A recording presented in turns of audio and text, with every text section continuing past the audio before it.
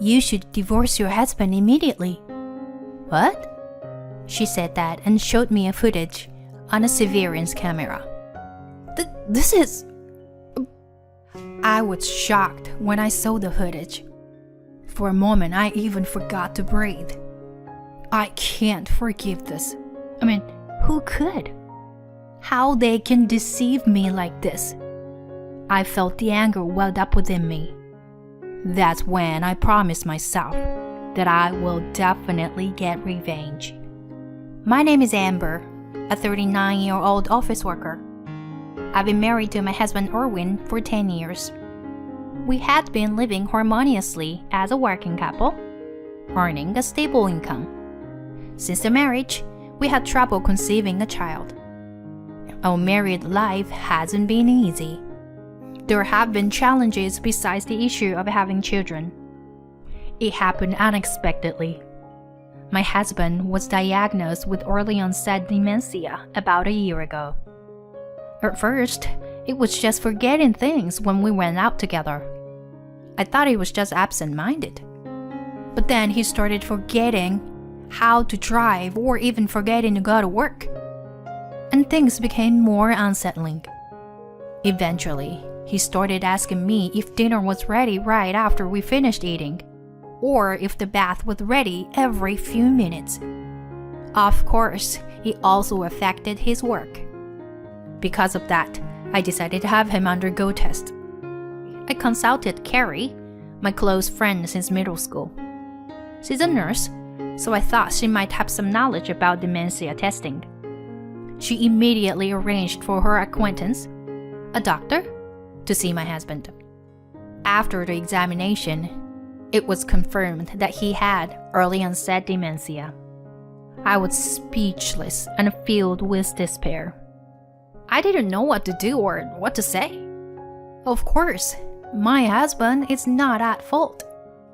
Thinking that, I regained my strength moving forward. We have to overcome this together as a couple. I made up my mind that I would become the pillar of the family from now on. Since then, I have been working desperately. My husband quit his job. We arranged for caregiving service for him during the day. If you give it your all, you'll get results. In this past year, I was promoted to department manager. My salary increased significantly, and I could easily afford the cost of my husband's care. During that time, the hospital where we used to go for regular checkups closed down. I wasn't sure why, but rumor has it that it was mismanagement, embezzlement. Whatever the case, I wasn't sure. Carrie had referred to this hospital. I was at a loss. I was pretty disappointed because my husband and I were just getting used to this hospital. Besides, I had to find another good hospital for my husband's examination. I was also getting pretty busy at work, so I was always on edge. I didn't want to bother Carrie again, so I couldn't talk to her about it. Spending each day with a sense of urgency, my husband's symptoms seemed to be getting worse day by day. I felt like suffocating every morning when I woke up. At that time, I received a message from my best friend Sarah, who had returned to the country saying she wanted to meet. It was like a helping hand. Just the fact that I can meet someone I can talk to. Amber! Long time no see, honey. Sarah, here. Good to see you. You've got a Latina vibe going on, huh? Huh, really? I've been living with my Brazilian boyfriend for a while, so maybe that's why. We broke up a couple months ago, though. Oh, sorry, honey. No, I'm okay, really. Besides, I was invited to work at a university hospital here, so I decided to come back. Sarah is a doctor and has been moving around overseas. Sarah and I grew up almost like sisters because we lived next door to each other when we were kids. We were both only child, so we were always together at school and after school. Growing up, Sarah was like my family to me, and I could talk to her about anything. We would often stay up late talking about boyfriends, schoolwork, and such. When I was in high school, her family moved away and we didn't see each other as much as we used to, but our friendship continued. This was the first time in a few years since we last met each other, and I was very excited. After catching up for a while, I told Sarah about my husband's situation. I see. If you were looking for a hospital for regular checkups, how about the one where I work? I can introduce you to a good doctor. Really? That would be incredibly helpful. Please, I'd appreciate it.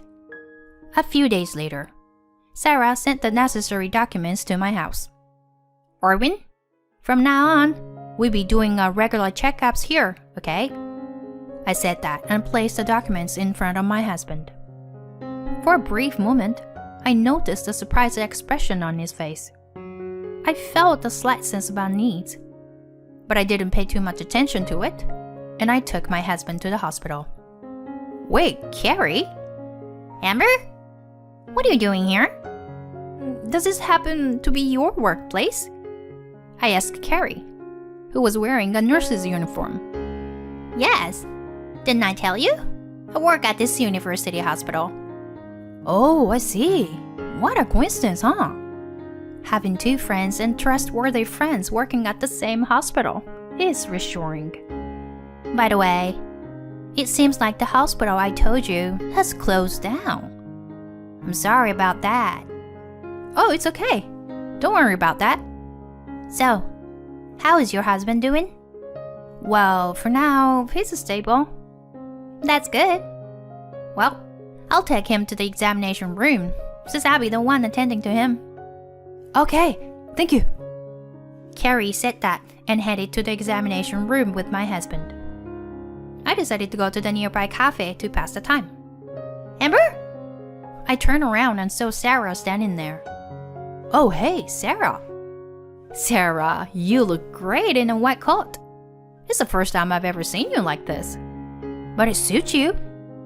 Despite my comment, Sarah had a stern expression on her face for some reason. Then she suddenly said something unexpected to me. Amber, you should divorce your husband immediately. Huh? Why all of a sudden? What do you mean by saying we should get a divorce? I don't understand at all. What do you mean? I mean, why should I? Yeah, you see, actually, I saw it. You saw? So what? Your husband. I saw the nurse and your husband going into a room that only authorized personnel can enter. Nurse? Oh, you mean Carrie? Anyway, I didn't recognize her. But it's not a place for taking patients, so I got curious and followed them. I couldn't see much inside, but I could hear their voices. Well, you know, those two seem to be having a, intimate relationship. But what? That's... No. Because Erwin has dementia. And that nurse is my close friend. Huh? In fact, Sarah and Carrie don't know about each other. Hey, Amber, is it true that your husband has dementia? What? There have been cases where they pretended to have one, It happens more often than you think. I couldn't believe her words. Could it be that everything was just an act? But I couldn't imagine Sarah, the doctor, lying. And she had no reason to lie to me. I didn't know what to believe anymore. Sarah said she would keep an eye on things and went back to work. After a while, Carrie and my husband returned. We're done with the regular checkups. I'll mail you the documents later. Oh, okay. From then on, I spent my days feeling unsettled. I even confirmed with the caregiver, who mentioned that my husband indeed showed symptoms and made remarks consistent with dementia. However, at that moment, the caregiver seemed to remember something. Oh, now that I think about it, when I arrived at your house, your husband was on the phone. The way he was speaking was very clear and confident. I see. Thank you for letting me know.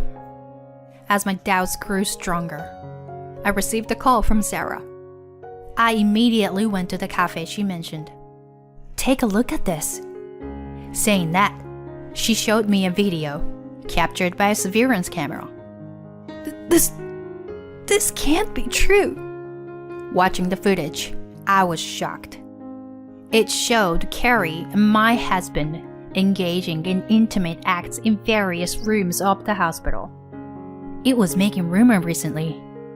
There were reports of rooms being found dirty, even though they were supposed to be cleaned. So, I reported it to the police, saying it might be a case of foul play. I managed to get access to the surveillance footage. I'm sorry for showing you this kind of video. No, I appreciate it. You've given me solid evidence. With this, I have no more doubts. I was filled with anger towards my husband and Carrie. After that, I immediately consulted with a lawyer. With more than enough evidence in hand, it seemed like I would have the upper hand in the divorce. Once everything was prepared, I took my husband to the hospital and led him to the prepared room. Of course, I invited Carrie there too. This is the lawyer I hired for this matter. As I said that, Carrie and my husband next to her were both shocked. Then the door to the room opened, and Sarah walked in. "Wait, doctor? Why are you here?" Carrie wondered why Sarah had entered, sounding puzzled. "Amber is my high school friend. I know about you two having an affair."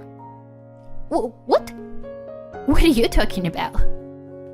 Well, unfortunately, the two of you have no room for defense. Saying that, the lawyer played the video. Carrie panicked, and my husband was sweating profusely. "You've been deceiving me all this time." "I must say, Erwin, your acting skills are impressive." As I said that, Sarah chimed in. "We have evidence that you've been pretending to have dementia.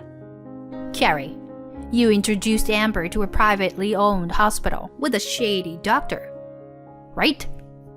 You probably manipulated something, creating a false result that Erwin has dementia." Carrie struggled to find words. Then, realizing there was no escape, my husband suddenly began speaking clearly. Wait, sorry. I admit I messed up. I apologize, but please, don't divorce me." "What? You're joking, right? I will definitely divorce you, and you will pay alimony. Moreover, engaging in such acts in a hospital room multiple times, both of you will likely face fines." This can't be. Carrie, was it? What on earth are you doing in a sacred place where lives are dealt with? Have some shame. I've already reported this to the hospital director. You're getting fired for sure. Carrie and my husband turned pale and bowed their heads in shame. Afterward, I officially finalized the divorce with my husband and pursued alimony from both him and Carrie. My husband tried to rely on his family, but they were furious at him for pretending to have dementia and cut off all contact. Now he lives in a run-down apartment, working temporarily jobs to slowly pay off the alimony. Carrie is in a similar situation, being estranged from her family and unable to find employment at any hospital. However, they brought this upon themselves, so there is no room for sympathy. I later found out that they had been involved in a relationship for several years. Carrie, who fell in love with Erwin at our wedding, had secretly continued to seduce him, and Erwin didn't seem to have any qualms about indulging in the attention. But their secret, thrilling relationship quickly came to an end once the downfall began after the divorce. I hope they will pay the price for what they have done for the rest of their lives.